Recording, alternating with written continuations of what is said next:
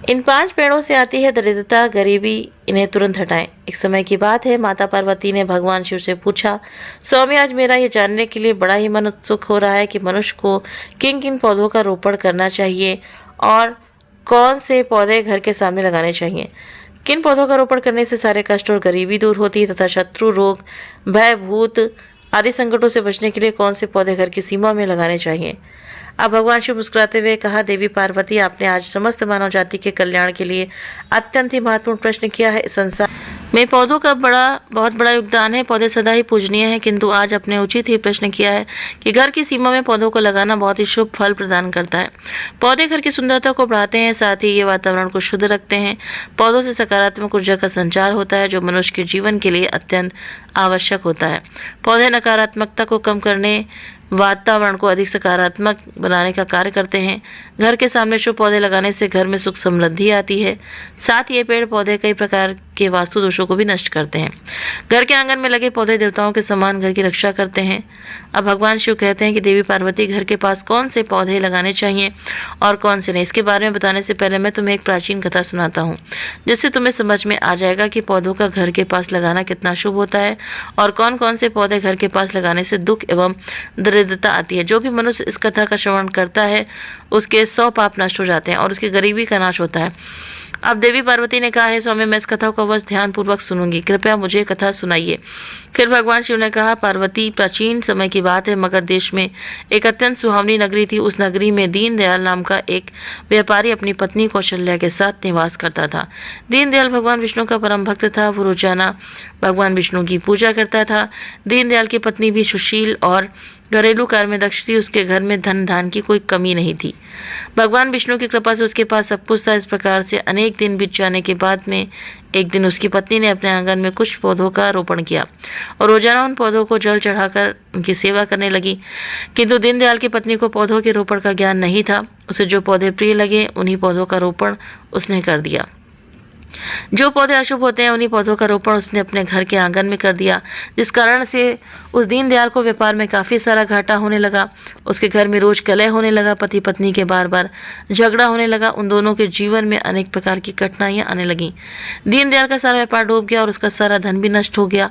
अब धीरे धीरे दीनदयाल के पास अनाज खरीदने के लिए भी पैसे नहीं थे। दोनों पति पत्नी भूखे मरने लगे, जिससे क्रोधित होकर उसकी पत्नी भी गुस्सा करने लगी और अपने पति को उस नगर में काम करने के लिए कहती। फिर दीनदयाल काम मांगने के लिए एक नगर में घूमने लगा, लेकिन उसे किसी ने काम नहीं दिया। उसने आकर अपनी पत्नी से कहा, है प्रिय, मुझे तो किसी ने भी काम नहीं दिया, अब मैं कहाँ पर जाऊँ। वे दोनों ही पति पत्नी पूरी तरह से निराश हो गए थे। दीनदयाल ने अपनी पत्नी के सारे गहने भी बेच डाले। इस प्रकार से अशुभ पौधे लगाने के कारण दोनों के ही जीवन में घोर दरिद्रता और संकट आने लगे, किंतु वे दोनों ही इस बात को नहीं जानते थे।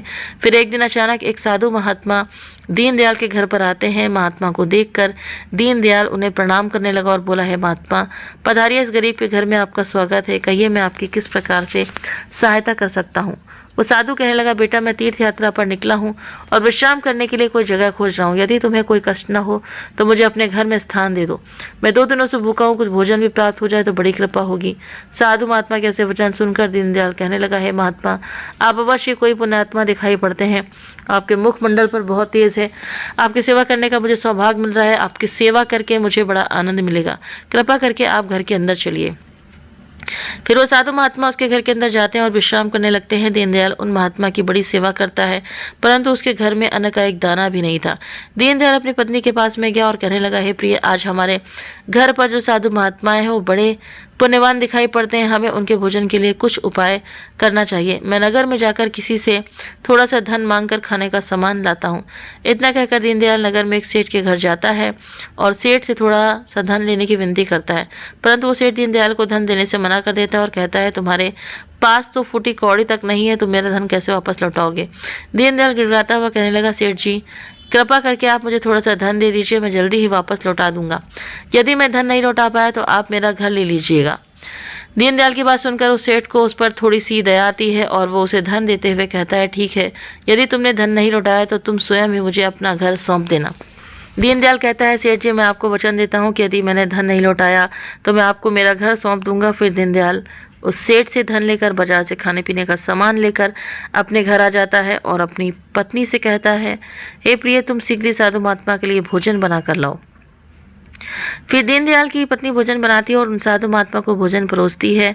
इस प्रकार से दीनदयाल की भक्ति और निष्ठा को देखकर वो साधु महात्मा बहुत प्रसन्न हो जाते हैं। भोजन हो जाने के पश्चात साधु महात्मा जाते जाते दीनदयाल से कहते हैं, बेटा मैं तुम्हारी भक्ति और आदर सत्कार से अत्यंत प्रसन्न हूँ। तुम्हारी जो भी कामना है मुझे बताओ, मैं अवश्य पूरी करूंगा। तब दीनदयाल कहता है, महात्मा आपका आशीर्वाद ही हमारे लिए सब कुछ है, किंतु मैं आपसे ये जानना चाहता हूँ कि किस पाप के कारण मुझे गरीबी का दुख भोगना पड़ रहा है। हमने तो भगवान विष्णु की भक्ति की है, फिर हमारे जीवन में दरिद्रता क्यों आई है, इसका कारण क्या है और इस दरिद्रता को दूर करने के लिए मुझे क्या उपाय करना चाहिए।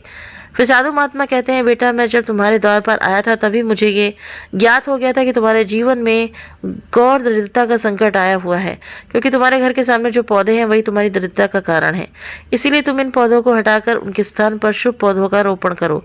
तुम्हारी पत्नी ने तुम्हारे घर के सामने जिन पौधों का रोपण किया है वो अशुभ पौधे हैं, उन्हीं के कारण तुम्हारी से दुर्दशा हुई है। दीनदयाल ने कहा है, महात्मा कृपा करके मुझे बताइए कि घर के सामने कौन से पौधे लगाने चाहिए जिससे घर में सुख समृद्धि हो और कौन से पौधे नहीं लगाने चाहिए। कृपा करके आप मुझे विस्तार से समझाइए, मैं आपका बड़ा आभारी रहूंगा। फिर वो साधु महात्मा कहते हैं, बेटा ठीक है, अब मैं तुम्हें उन शुभ के विषय में बताता हूँ जिन्हें घर के पास लगाने से शुभ फलों की प्राप्ति होती है। इसलिए बेटा तुम ध्यानपूर्वक सुनो। किसी जलाशय के समीप पीपल का वृक्ष लगाने वाले मनुष्य को जो फल मिलता है वो सैकड़ों यज्ञों के समान होता है। जब पीपल के पत्ते उस जलाशय में गिरते हैं तो वो पिंड के समान होकर पितरों को तृप्ति प्रदान करते हैं। इससे सभी प्रकार के पितृदोष समाप्त हो जाते हैं। जो मनुष्य रोजाना स्नान करके पीपल को स्पर्श करता है वो सभी पापों से मुक्त होता है और कभी पराजित नहीं होता है। पीपल को स्पर्श करने से लक्ष्मी की प्राप्ति होती है और उसकी प्रदक्षिणा करने से आयु में वृद्धि होती है। पीपल की जड़ में श्री विष्णु, तने में शिवजी और अग्रभाग में ब्रह्मा जी स्थित है। अमावस्या के दिन पीपल को प्रणाम करने से जो फल मिलता है वो 1000 गाय के दान के बराबर होता है। इस संसार में पीपल के समान कोई वृक्ष नहीं है। साक्षात श्री विष्णु, हरि विष्णु इस वृक्ष के रूप में पृथ्वी पर विराजमान है। पीपल के वृक्ष को चोट पहुंचाना अथवा उसकी टहनी तोड़ना महापाप माना गया है। ऐसा करने वाला मनुष्य कई वर्षों तक नरक में रहता है और जो पीपल को जड़ से काटता है उसका तो कभी नरक से उद्धार नहीं होता। साधु महात्मा ने कहा, बेटा मैं तुम्हें दूसरे पौधे के बारे में बताता हूँ। आंवले का फल समस्त लोगों में प्रसिद्ध और परम पवित्र है। आंवले को लगाने से स्त्री और पुरुष जन्म मृत्यु के बंधन से मुक्त हो जाते हैं। ये पवित्र फल भगवान विष्णु को अत्यंत प्रिय और शुभ माना गया है। इसको खाने से सभी पापों से मुक्ति मिलती है। आंवला खाने से आयु बढ़ती है। आंवले का जल पीने से रोगों का नाश होता है और आंवले को जल में मिलाकर स्नान करने से दरिद्रता दूर हो जाती है और सभी प्रकार के ऐश्वर्य प्राप्त होते हैं। जिस घर में आंवला सदा मौजूद रहता है उस घर में कभी दैत्य और राक्षस नहीं आते। एकादशी के दिन अगर आंवला मिल जाए तो संसार के सभी तीर्थों से बढ़कर फल प्राप्त होता है। अपने केश में आंवला लगाने वाला फिर से मृत्यु लोक पर जन्म नहीं लेता। जिस घर के सामने आंवले का वृक्ष होता है वहां पर साक्षात लक्ष्मी नारायण निवास करते हैं। तीसरा है अशोक का वृक्ष। अशोक के वृक्ष में अप्सराओं का निवास होता है। यह वृक्ष शोक का नाश करने वाला तथा निराशा को समाप्त करने वाला होता है। इस वृक्ष को घर के पास लगाने से घर में सुख शांति बनी रहती है। अशोक का वृक्ष शीतलता और यौवन प्रदान करने वाला होता है। माँ लक्ष्मी ने जब देवी सीता के रूप में अवतार लिया था तब रावण द्वारा अपहरण करने के बाद उनका वास अशोक वाटिका में था। अशोक के वृक्ष ने माता सीता की बहुत सेवा की थी, इसलिए माँ सीता ने अशोक वृक्ष को यह वरदान दिया था कि जिस भी स्थान पर यह वृक्ष होगा वहां पर उनका सदैव ही निवास होगा। चौथा है पाकड़ का वृक्ष। प्रत्येक मनुष्य को पाकड़ का वृक्ष अवश्य लगाना चाहिए। ये वृक्ष लगाने से जो फल मिलता है वो यज्ञ के समान होता है। कलयुग में मनुष्य यज्ञ नहीं कर पाएंगे, इसीलिए उन्हें एक पाकड़ का वृक्ष अवश्य लगाना चाहिए। पांचवा है नीम का वृक्ष। नीम का वृक्ष लगाने से सूर्यदेव प्रसन्न होते हैं। नीम का वृक्ष आयु प्रदान करने वाला माना गया है।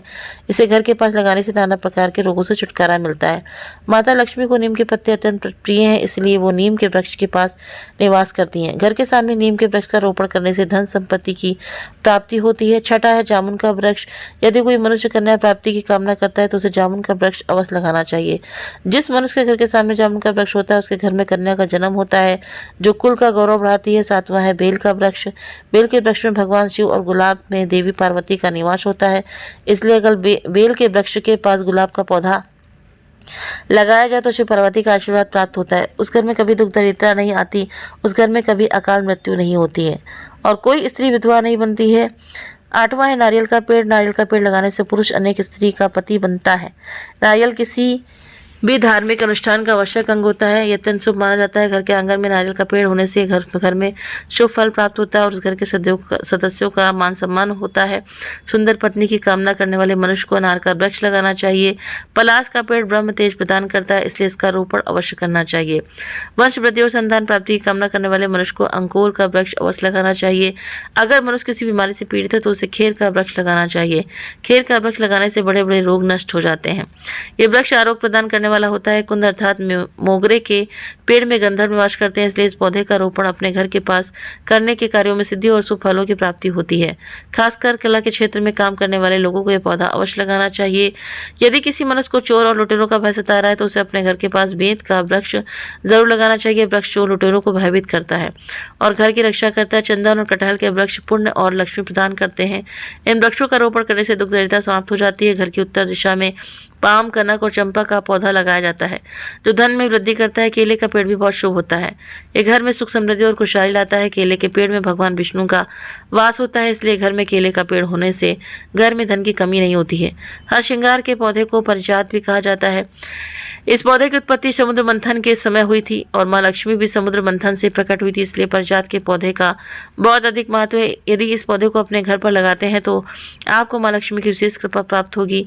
मनुष्य को कभी भी ताड़ का वृक्ष नहीं लगाना चाहिए। ताड़ का वृक्ष संतान का नाश करने वाला होता है। जिस घर के पास ताड़ का वृक्ष होता है उस घर के संतानों की कभी उन्नति नहीं होती है। मनुष्य को कभी भी अपने घर के पास बहेड़े का वृक्ष नहीं लगाना चाहिए। इस वृक्ष पर प्रेतों का वास होता है। जो मनुष्य बहेड़े का वृक्ष लगाता है वो प्रेत बन जाता है। इसके नीचे बैठकर कभी पूजा पाठ भी नहीं करनी चाहिए। अगर किसी मनुष्य को शत्रुओं का भय सता रहा है तो उसे केवड़े का वृक्ष लगाना चाहिए। ये शत्रुओं का नाश करने वाला होता है। घर में कभी भी ऐसे पौधे नहीं लगाने चाहिए जिनको काटने या तोड़ने पर दूध निकलता हो।